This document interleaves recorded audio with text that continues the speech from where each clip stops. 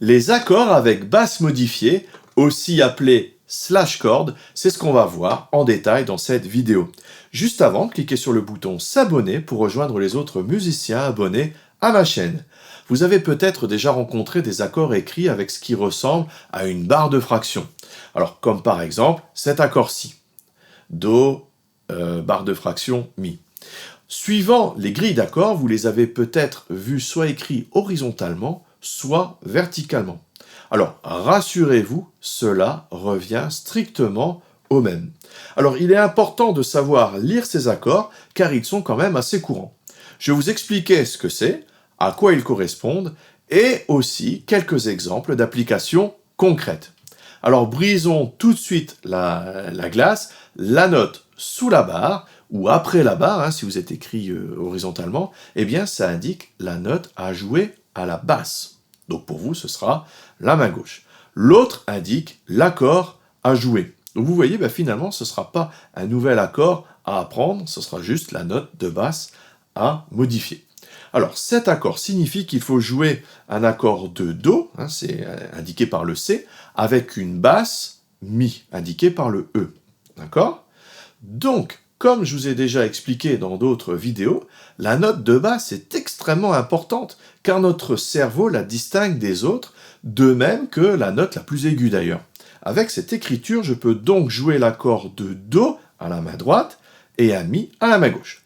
Alors je vais vous montrer l'accord de Do qu'on connaît bien, Do à la basse, et Do Mi Sol à la main droite. Maintenant, je vais faire la même chose, mais au lieu de faire un Do à la main gauche, je vais faire un Mi. Donc là, j'ai un accord de Do, basse, Mi. Si je double la basse, voilà. Donc on entend bien la différence entre Do et Do, basse, Mi. Finalement, cela revient à jouer le premier renversement de l'accord de Do. Donc voici une des utilités de cette écriture, écrire un renversement. Attention à une petite confusion toutefois, on désigne souvent par renversement le changement d'ordre des notes à la main droite, c'est un petit peu un abus de langage. Alors j'insiste bien sur la basse en Mi et non pas la note la plus grave de la main droite. Par exemple, si vous avez ici Do basse Mi, comme je vous l'ai montré tout à l'heure, vous pouvez très bien le jouer comme ceci ou comme ceci. D'accord ? Donc là, on est vraiment dans le vrai terme du renversement.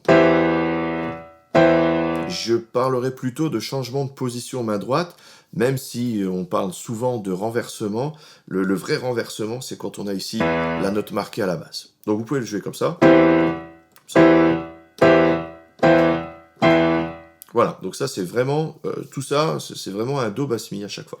Tout cela pour vous dire que si vous rencontrez cet accord dans un morceau, Do bar Mi, vous pouvez en général utiliser le renversement que vous voulez à la main droite, mais par contre, un Mi à la main gauche. C'était une petite précision importante pour ne pas vous sentir bloqué à la main droite. C'est marqué Do, mais vous utilisez ce que vous voulez comme renversement à la main droite. Ce qui est important, c'est de bien faire un Mi à la main gauche. Revenons à nos moutons. Dans notre exemple, Do basse Mi, le Mi appartient justement à l'accord de Do. Donc, ce n'est pas vraiment surprenant, on ne va pas sentir de réelle dissonance. Par contre, sachez que la note de basse peut être aussi une note étrangère à l'accord. Par exemple, Do, basse, Si.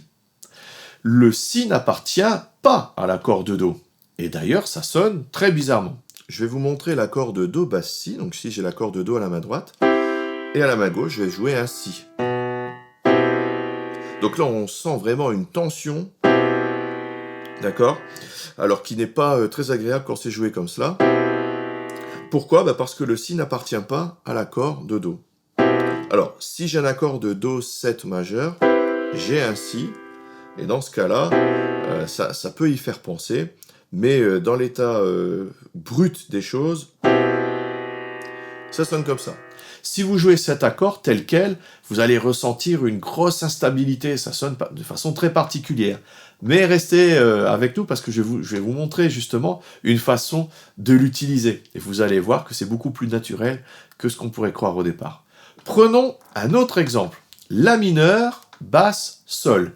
A petit m, tiré, G. Je vais vous montrer l'accord de La mineur, basse, sol. Donc La mineur, La, Do, Mi, et Sol à la basse. Encore une fois, on a une tension. Je vais vous le faire un peu plus grave, le sol. Le sol peut faire penser à la septième. Mais bon, jouer brut de décoffrage, ça paraît particulier. Eh bien, je vous montrerai tout à l'heure une application. Maintenant que vous savez lire ces accords, voyons quelques façons de les utiliser. Ok, ce sera quand même intéressant pour vous de savoir à quoi ça sert. Donc la première, j'ai déjà évoqué, la première utilité, c'est l'écriture d'accords renversés, d'accord, qu'on avait vu do bas mi. La seconde sera d'enrichir un enchaînement comme celui-ci.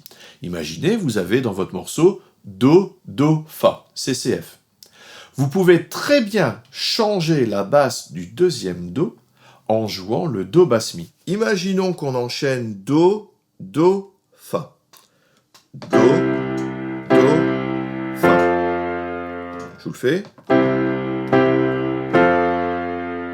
Eh bien, l'accord de do bas mi peut très bien s'intercaler entre le do et le fa, c'est-à-dire le deuxième do. Do, do bas mi et fa. Vous voyez, donc là, ça devient plus joli. Pourquoi? Parce qu'on a préparé l'accord de fa. Le mi ici vient pour préparer l'enchaînement. Donc là, une bonne application de l'accord de do bas mi, des accords à basse modifiée, eh bien, on peut utiliser ces notes pour préparer l'enchaînement vers l'accord suivant. Vous constatez que le mi à la basse apporte une transition sympathique vers l'accord de fa. N'hésitez donc pas à varier votre basse en jouant une autre note de l'accord pour passer au suivant. Ça assure, si vous voulez, une belle transition. La troisième façon de les utiliser est de prendre un enchaînement, un enchaînement extrêmement connu. Alors, je vous l'écris ici. Cet enchaînement a la particularité d'avoir une descente de basse conjointe. Si vous regardez uniquement les notes de basse à jouer, ça va vous faire do, si, la, sol, fa, mi, ré. C'est ça qui est important. C'est l'enchaînement de toutes ces notes de basse.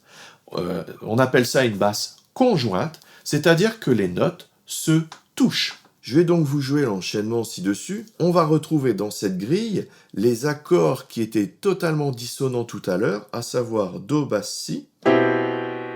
Ah, ça frotte aux oreilles. Et la mineur, basse, sol. Vous voyez que je peux jouer, peu importe la position de la main droite, je le rappelle, vous prenez la position que vous voulez, mais là, à la basse, attention, mettez bien la note qui est sous la barre. On y va. Do.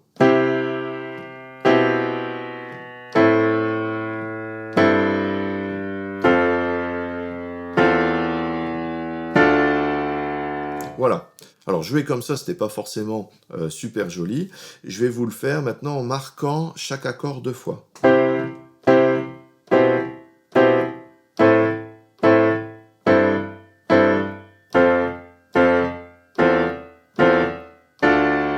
Voilà. Je vais le rendre un petit peu plus musical maintenant en mettant un petit peu de pédale et un peu plus de nuances.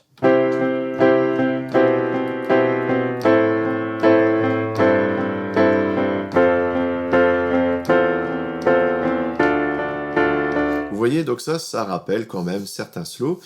Et là, les accords qui nous sonnaient bizarrement, eh bien, sont totalement, se fondent complètement dans le morceau.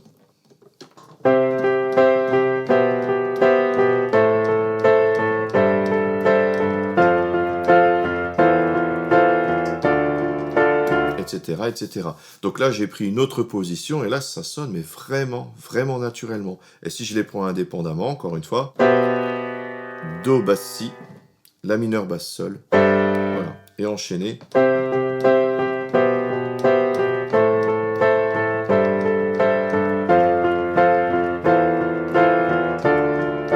Vous voyez l'apport de la progression des accords, de la gestion de la main gauche, et des nuances, effectivement, qui sont aussi ici très importantes. Donc finalement, vous voyez qu'un accord, aussi instable soit-il quand il est joué seul, peut être tout à fait utilisé quand il est bien amené, c'est-à-dire bien préparé, est bien résolu, c'est-à-dire bien enchaîné. Il doit être bien préparé en amont et bien enchaîné à quelque chose qui convient. Voilà, maintenant vous savez tout, vous avez même quelques applications concrètes d'accords à basse modifiée, quelques enchaînements de grilles. Alors essayez de les pratiquer de temps à autre, cela vous permettra de varier votre jeu et de l'ouvrir à d'autres sonorités intéressantes, cela changera un petit peu des accords parfaits. Un grand merci encore une fois d'avoir suivi cette vidéo, et en complément, vous êtes libre de recevoir mes guides et mes vidéos de formation gratuites. Ce sont des cadeaux de bienvenue dans lesquels j'explique comment jouer du piano grâce aux accords, toute la théorie, comment enrichir votre jeu, et 10 façons différentes de jouer un même morceau suivant votre niveau. Plus de 60 pages de guide, plus de 2 heures de vidéo, des partitions, des playbacks, et pour recevoir tout ça, c'est très simple, vous cliquez sur le lien dans la description, vous entrez votre prénom, votre email, et vous recevrez tout ça automatiquement. Si vous avez apprécié la vidéo, cliquez sur le petit bouton j'aime, le petit pouce juste en dessous, et n'oubliez pas de cliquer sur le bouton qui va bien pour vous abonner à la chaîne et ne louper aucune des prochaines vidéos. N'hésitez pas à laisser un petit commentaire juste en dessous si vous en avez, et puis même si vous avez des questions, merci par avance. A tout de suite dans les vidéos bonus. Salut, à bientôt!